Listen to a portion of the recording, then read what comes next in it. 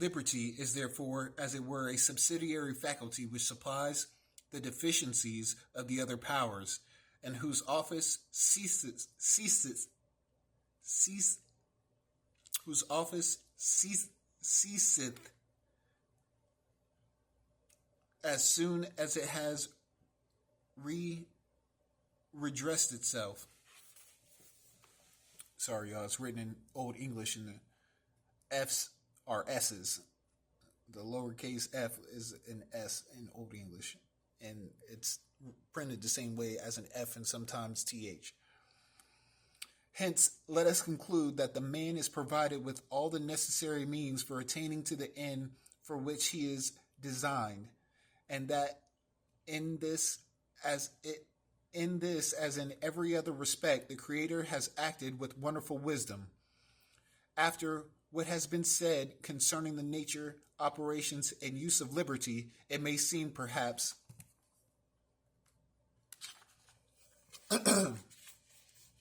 unnecessary to attempt here to prove that man is indeed a free agent, and that we are as really invested with this as with any other faculty.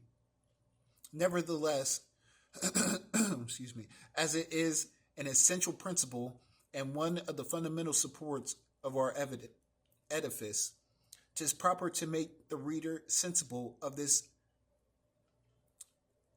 indubitable proof with which we are furnished by daily experience. Let us therefore consult only ourselves. Everyone finds that he is master, for instance, to walk or sit, to speak or hold his tongue. Do not we also experience continually that it depends entirely on ourselves to suspend our judgments in order to proceed to a new inquiry? Can anyone seriously deny that in the choice of good and evil, our resolves are unconstrained, that notwithstanding the first impression, we have in our power to stop of a sudden, to weigh the arguments on both sides, and to be, in short, whatever, and to do, in short, whatever can be expected from the freest agent. Were I invincibly drawn towards one particular good rather than another, I should feel the same impression as that which inclines me to good in general. That is, an impression that would necessarily drag me, an impression which there would be no possibility of resisting. Now, experience makes me feel no such violence with respect to any particular good. I find I can abstain from it. I can defer using it. I can prefer something else to it. I can hesitate in my choice. In short, I am my own master. To choose or which is the same thing, I am free. Should we be asked, how comes it that not being free in respect to good in general, yet we are at liberty with regard to particular goods? My answer is, the natural desire of happiness does not insufferably draw us towards any particular good, because no particular good includes that happiness for which we have a necessary inclination. Sensible proofs like these are superior to all objections, and productive of the most inward conviction. By reason it is impossible that when the soul is modified after a certain manner, it should not feel this modification and the state which consequently attends it. What other certainty have we of our existence, and how is it we know that we think, we act, but by our inward sense? This sense of liberty is so much the less equivocal as it is not momentary or transient. 'Tis a sense that never leaves us, and of which we have a daily and continual experience. Thus we see there is nothing better established in life than the strong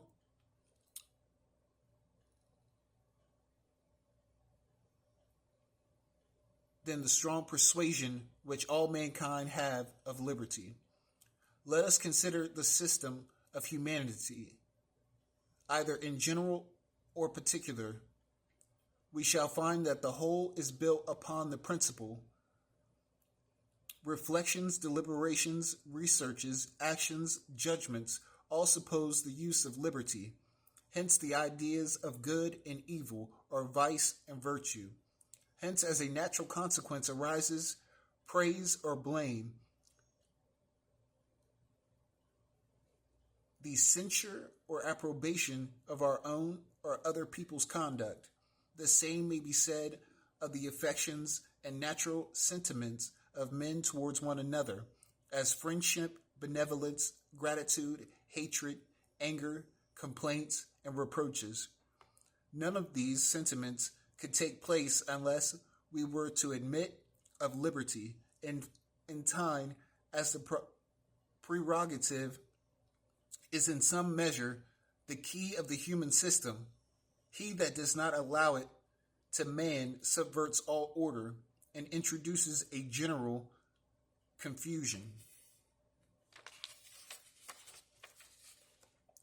'Tis natural here to inquire how it was ever possible for anybody seriously to doubt whether man is master of his actions, whether he is free, or I should be less surprised at this doubt were it concerning a strange or remote fact, a fact that was not transacted within ourselves.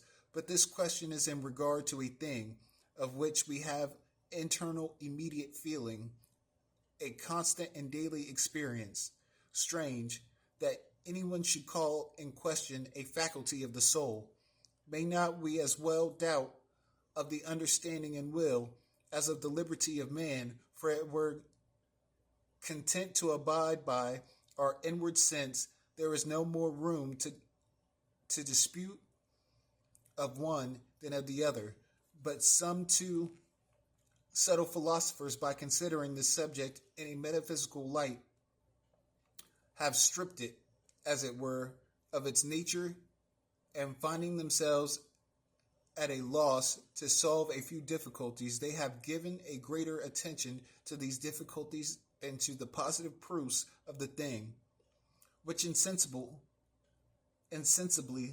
led them to imagine that the notion of liberty was all an illusion.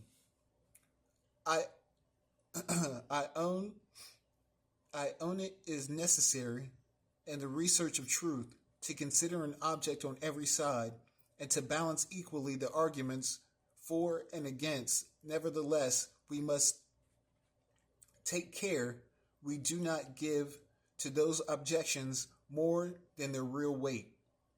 We are informed by experience that in several things which in respect to us are invested with the highest degree of certainty, there are many difficulties notwithstanding which we are incapable of resolving to our own satisfaction, and 'tis a natural consequence of the limits of the mind. Let us conclude, therefore, from hence, that when a truth is sufficiently evidenced by solid reason, whatever can be objected against it ought not to stagger or weaken our conviction, as long as there is such difficulties only as embars or puzzle the mind, without invalidating the proofs themselves. The rule is so very useful in the study of sciences that one should keep it always in sight. Let us resume now the thread of our reflections. The denomination of voluntary or human actions in general is given to all those that depend on the will, and that of free to such as come within the jurisdiction of liberty, which the soul can suspend or turn as it pleases. The opposite of voluntary is involuntary, and the contrary of free is necessary, or whatever is done by force or constraint.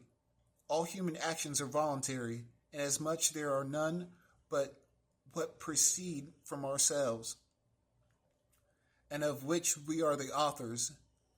But if violence used by the external force which we are incapable to resist hinders us from acting or makes us act without the consent of our will, as when a person stronger than ourselves lays hold on our arm to strike or wound another person, the action resulting from thence be being involuntary, is not properly speaking or deed or action, but that of the agent from whom we suffer this violence.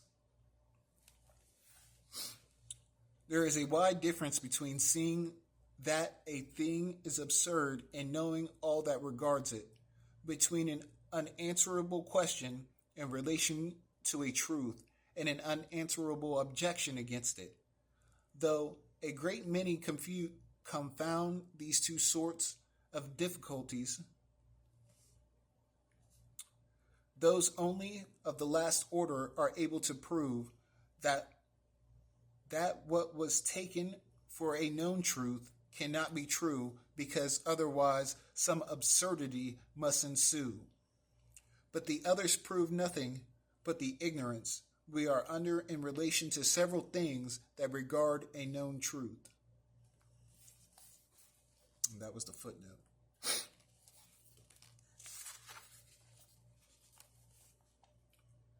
The same cannot be said of actions that are forced and constrained only as we are determined to commit them through fear of a great and imminent evil which we are menaced.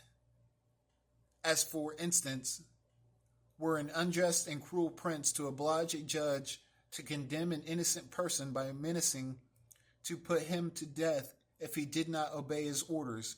Actions of this sort, though forced in some sense, because we commit them with reluctancy and would never consent to them were it not for a very pressing necessity. Such actions, I say, are ranked nevertheless among the number of voluntary actions, because after all they are produced by a deliberation of the will, which chooses between inevitable evils and determines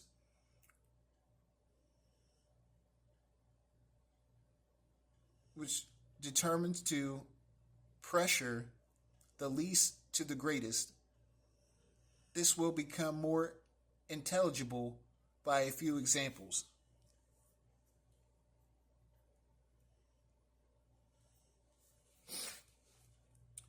A person gives alms to a poor man who exposes his wants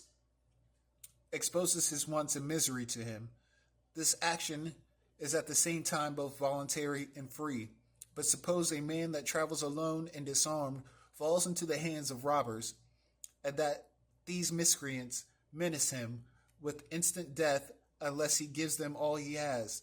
The surrender which this traveler makes of his money in order to save his life is indeed a voluntary action, but constrained at the same time and void of liberty, for which reason there are some that distinguish these actions by the name of mixed, as partaking of the voluntary and involuntary. They are voluntary by reason. The principle that produces them is in the agent itself, and the will determines to commit them as the least of two evils. But they partake in the involuntary, because the will executes them contrary to its inclination, which it would never do could it find another expedient or clear itself of the dilemma. Another necessity, elucidation, is that we are to suppose that the evil with which we are menaced is considerable enough to make a reasonable impression upon a prudent or wise man, so far as to intimidate him, and besides that, the person who compels us has no right to restrain our liberty, insomuch that we do not lie under an obligation of bearing with a hardship of inconveniency, rather than displease him.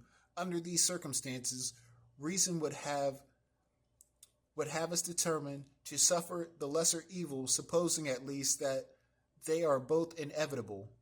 This kind of constraint lays us under what is called a moral necessity, whereas when we are absolutely compelled to act without being able in any shape whatsoever to avoid it, this is termed a physical necessity. Tis therefore a necessity.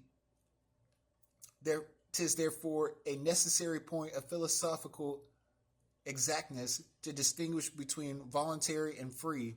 In fact, 'tis easy to comprehend by what has been now said that all free actions are indeed voluntary, but all voluntary actions are not free.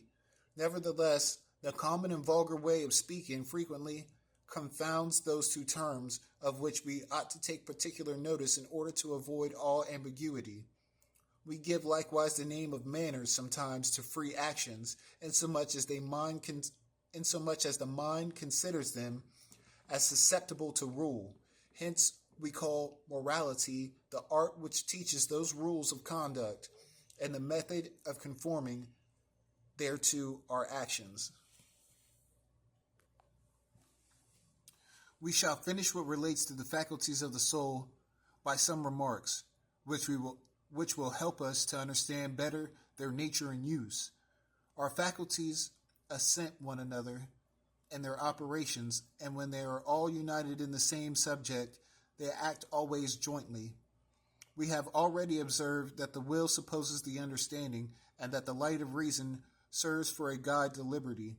Thus the understanding, the will, and liberty, the senses, the imagination, and memory, the instincts, inclinations, and passions are all alike so many different springs, which concur all to produce a particular effect, and 'tis by this united concurrence we attain at length to the knowledge of truth, and the profession of solid good, and the possession of solid good on which our perfection and happiness depends. But in order to procure ourselves those advantages, 'tis not only necessary that our faculties be well constituted in themselves, but moreover we ought to make a good use of them, and maintain the natural subordination there is between them, and the different motions which lead us to understand or divert us from certain objects. 'Tis not therefore sufficient to know the common and natural state of our faculties. We should likewise be acquainted with their state of perfection, and know in what their real use consists. Now truth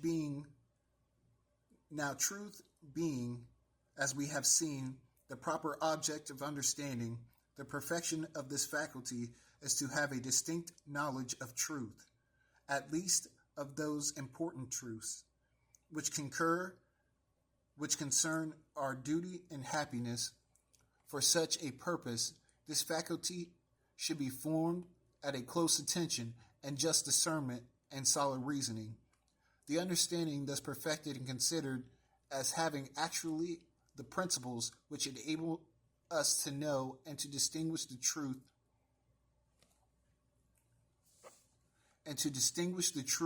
and the useful is what properly is called reason, and hence it is that which we are apt to speak of reason as of a light of the mind, and as of a rule by which we ought always to be directed in our judgments and actions. If we consider in like manner the will in its state of perfection, we shall find it conflicts in the force and habit of determining always right, that is, not to desire anything but what reason dictates, and not to make use of our liberty, but in order to choose the best. This sage direction of the will is properly called virtue, and sometimes goes by the name of reason. And as the perfection of the soul depends on the mutual succors which the faculty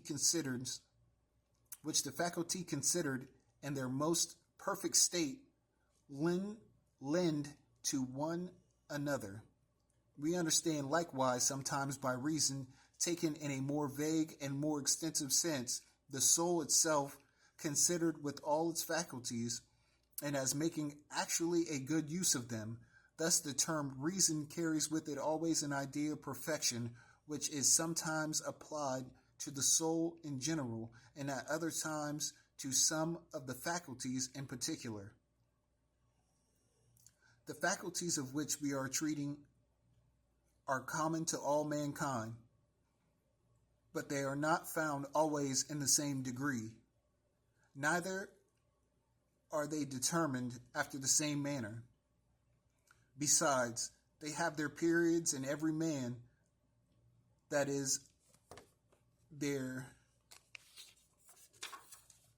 increase, perfection, enfeebling, and decay. In the same manner, almost as the organs of the body, they are likewise exceedingly in different men. One has a brighter understanding, another a quicker sensation. This man has a strong imagination, while another is swayed by violent passions. And all this is combined and diversified in infinite number of ways according to the difference of temperaments, education, examples, and occasions that furnish an opportunity for exercising certain faculties or inclinations rather than others, for 'tis the exercise that strengthen them more or less. Such is the source of the prodigious variety of geniuses, tastes, and habits which constitute what we call the characters and manners of men, a variety which, considered in general, very far from being unserviceable, is of great use in the views of Providence. But whatever strength may be attributed to the inclinations, passions, and habits, still 'tis necessary to observe that they have never enough to impel invincibly to act contrary to reason. Reason has it always in her power to preserve her superiority and rights. She is able with care and application to correct various dispositions, to prevent and even to extirpate bad habits, to bridle the most unruly passions by sage precautions, to weaken them by degrees, and finally to destroy them entirely, or to reduce them within their proper bounds. This is sufficiently proved by the inward sense that every man has of the liberty with which he determines to follow this sort of impression, proved by the secret reproaches we make to ourselves when we have been so much swayed by them, proved in time by an infinite variety of examples. True it is that there is some difficulty in surmounting these obstacles, but 'tis richly compensated by the glory attending so noble a victory, and by the solid advantages from thence arising.